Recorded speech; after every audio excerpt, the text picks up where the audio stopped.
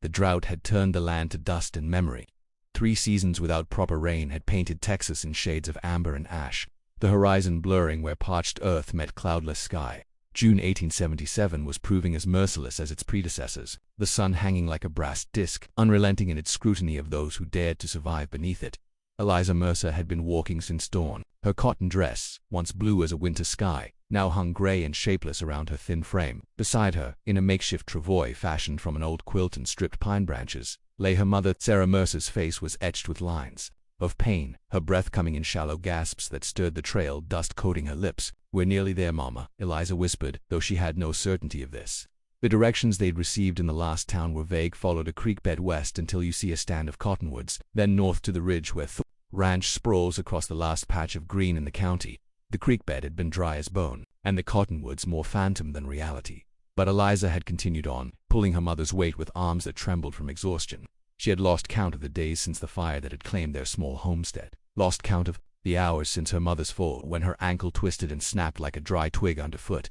What she hadn't lost was the letter, folded and refolded until the creases threatened to tear it apart. The letter from her father's old war companion, written 5 years ago. "If ever you find yourself in need, my door stands open." An offer made when her father was newly buried, when grief was still raw as a fresh wound. An offer she had been too proud to accept, until now. The ridge appeared suddenly, as if the land had exhaled and revealed its secret. And there, nestled against the slope like a creature seeking shade, stood a house of timber and stone, not grand, but solid, defiant against the elements. Smoke curled from the chimney, thin as a promise. "Look, Mama," Eliza said, her voice cracking. "We've found it." Sarah's eyes fluttered open, glazed with fever. "Your father always said Thornton was the only man who could make stone bleed water." Eliza adjusted her grip on the travois handles and began the final ascent. Each step felt like walking through river mud, but the sight of the house drew her forward. As she neared, details emerged: a vegetable garden, improbably green against the drought-stricken landscape, a barn with its doors thrown wide, horses moving in a corral that caught the afternoon light. Survival, in this forsaken place. The porch steps loomed before her like a mountain. Eliza carefully lowered the travois, her hands raw and blistered. "Rest here, Mama. I'll fetch help." She climbed the 3 steps, each board creaking beneath her weight. The door stood before her, solid oak darkened by years of sun and weather. Eliza raised her hand to knock, then hesitated. Pride had been her companion for so long that humility felt like a foreign language on her tongue. But her mother's labored breathing pushed her forward. 3 sharp raps against the wood. The sound echoed inside the house like gunshots. Silence stretched long enough that Eliza wondered if the smoke from the chimney had been a mirage. Then came footsteps, heavy and measured. The door swung inward, revealing a man tall enough that Eliza had to tilt her head back to meet his gaze. Daniel Thornton had aged since she'd last seen him at her father's funeral. The war had left its mark on him, even then, a scar that cleaved his left eyebrow, eyes that seemed to watch for threats from every direction. But now gray threaded his dark hair, and new lines bracketed his mouth. His skin was tanned to leather, his shoulders broad beneath a faded cotton shirt. Recognition flickered in his eyes, quickly replaced by wariness. "Mr. Thornton," Eliza began, forcing strength into her voice. I know who you are," he interrupted, his voice like gravel. "Underfoot, Jacob Mercer's daughter." Eliza nodded, swallowing hard. "My mother and I. Our home burned in the drought. She fell during our journey. Her ankle." The words dried up and she gestured helplessly toward the travois at the foot of the steps. Gaze shifted past her, taking in the makeshift litter and its occupant. Something unreadable crossed his features. Eliza took a shaky breath. "You once told my father I remember what I said." His eyes returned to hers. Assessing weighing, she knocked softly against the doorframe, as if to remind him that she stood at his threshold, and whispered, "My mum can't walk." The rancher didn't answer, just moved past her down the steps.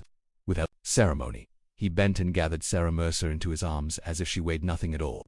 He carried her up the steps, pausing only long enough for Eliza to open the door wider before he bore her mother inside. Eliza followed, the letter crumpled in her fist, stepping from blinding sunlight into cool shadow, into a future uncertain as the promise of rain.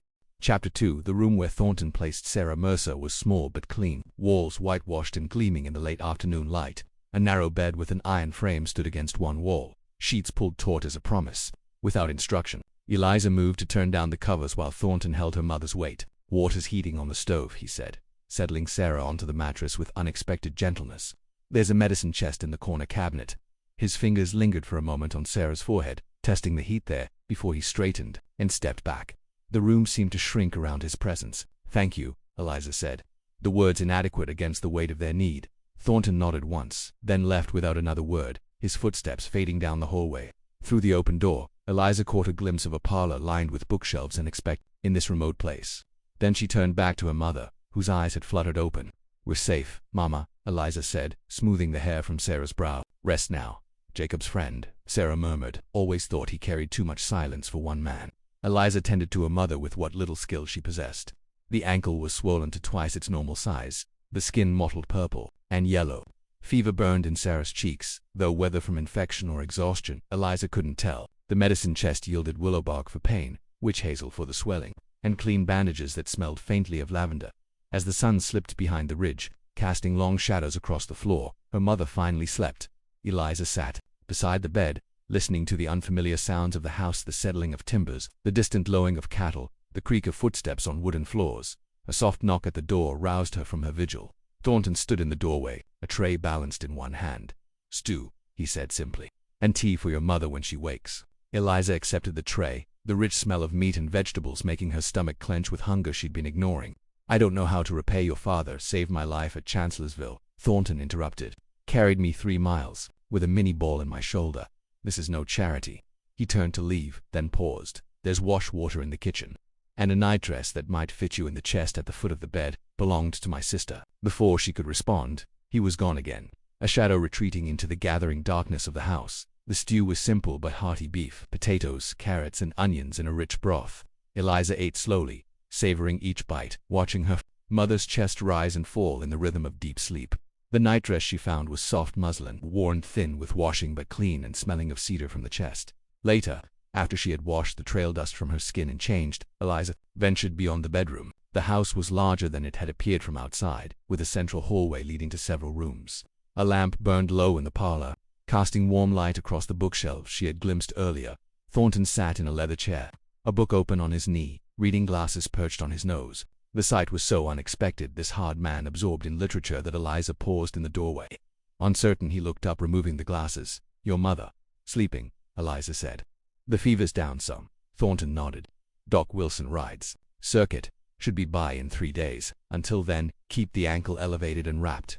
Silence stretched between them, thin as spider silk but just as binding. Eliza's gaze wandered to the bookshelves, surprised by the variety: their history, philosophy, poetry, novels. "You read Emerson," she said, noticing a familiar spine. Something shifted in Thornton's expression: surprise. "Perhaps your father mentioned you had a fondness for books."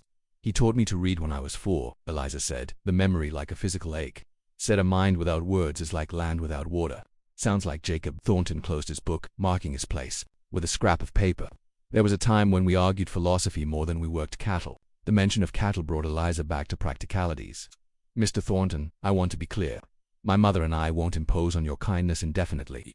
Once she's healed, where will you go?" he asked. The question blunt as the man himself. The truth lay between them, unspoken. They had nothing: no home, no money, no prospects. The drought had stripped away all possibilities along with their homestead. "I can work," Eliza said, lifting her chin. "I'm stronger than I look." Thornton studied her, his gaze assessing rather than unkind. "No doubt, but this is no place for 2 women alone. We've been alone since my father died," she countered. "And now you're here." He rose from his chair, his height making the room seem smaller.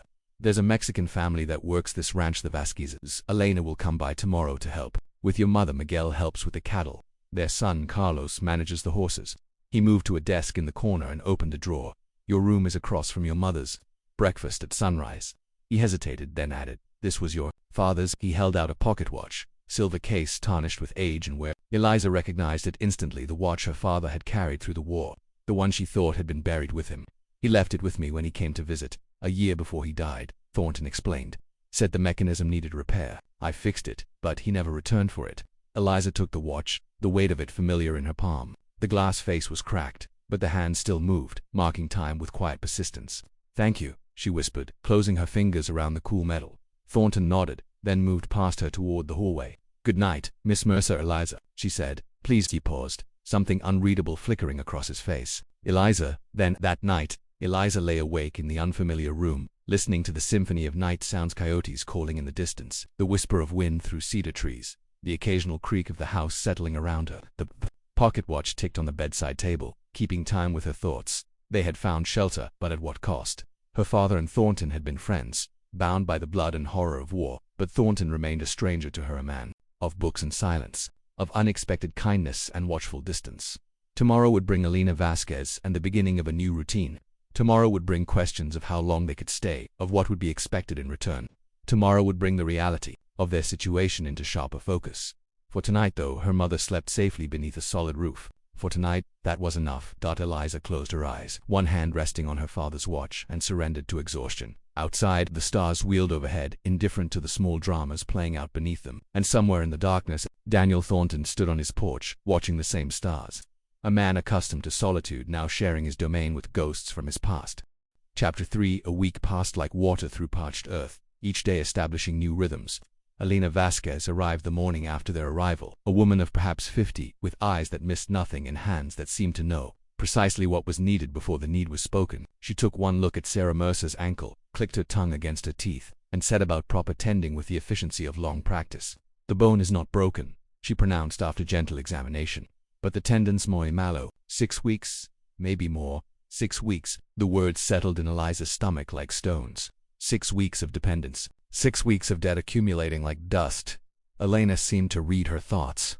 "Do not worry, niña. El patrón, he's a man of patience." Patience was not the quality Eliza would have assigned to Daniel Thornton. He moved through his days with the precision of a well-wound clock rising before dawn, returning at dusk, speaking only when necessary. During meals, taken at a long oak table in the kitchen, he answered her questions about the ranch in terse sentences, his gaze often fixed on some middle distance beyond the windows. Yet there were moments that suggested other dimensions to the man, the fresh wildflowers that appeared in a jar beside Sarah's bed every third day, the books from his library that began appearing on Eliza's nightstand, Whitman, Thoreau, Dickens left without comment but clearly selected with care.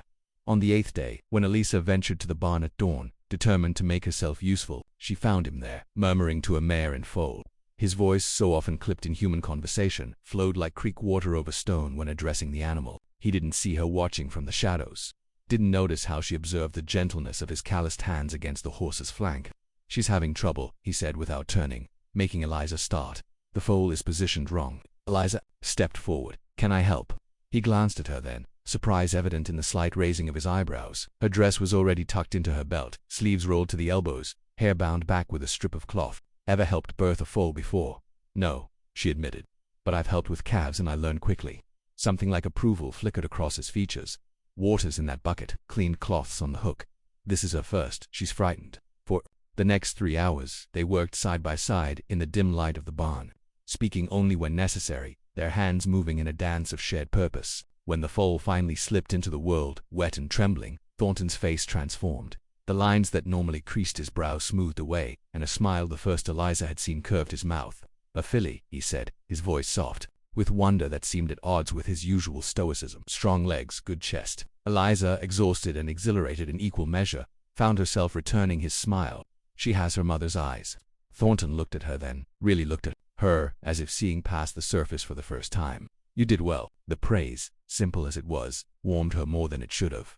That evening, when Miguel Vasquez and his son Carlos joined them for the evening meal, the conversation flowed more easily than before. Carlos, a young man with quick hands and quicker laughter, told stories of breaking horses while his father spoke of the cattle grazing in the north pasture. Eliza found herself drawn into their easy camaraderie, answering questions about her former home, about the books she had read, about her mother's improving health. Through it all, Thornton remained mostly silent, but his silence felt different, now observant rather than distant.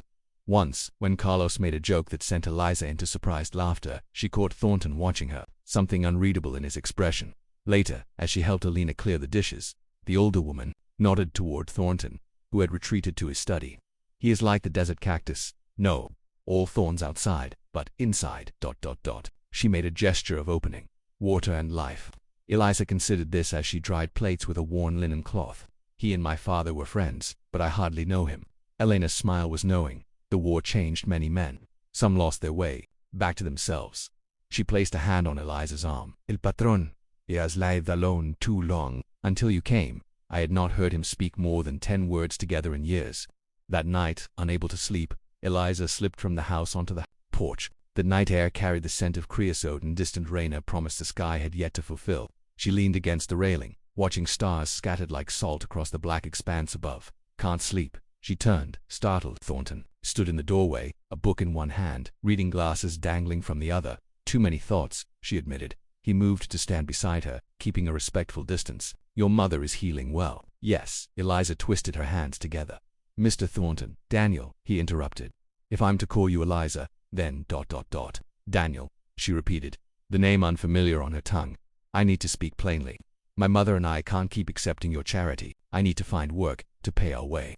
He was quiet for so long that she thought he might not respond. When he did, his voice held a note she hadn't heard before in certainty. The school in town needs a teacher, he said finally. The last one, left when the drought came. You have the education for it. Eliza blinked, surprised by the suggestion. A teacher. The pay is poor, but it would be yours. He turned to face her fully. And you and your mother would continue to have a place. Here what? The question escaped before she could reconsider its bluntness. Daniel's gaze shifted to the distant horizon. Your father once told me that the measure of a man isn't what he builds, but what he protects. A pause. I've built plenty. Protected. Little. In the silver wash of moonlight, the scar that bisected his eyebrow seemed more pronounced, a reminder of wounds visible and otherwise. I'll think about it, Eliza said softly. He nodded and turned to go, then hesitated. The vertical one you helped birth. She needs a name.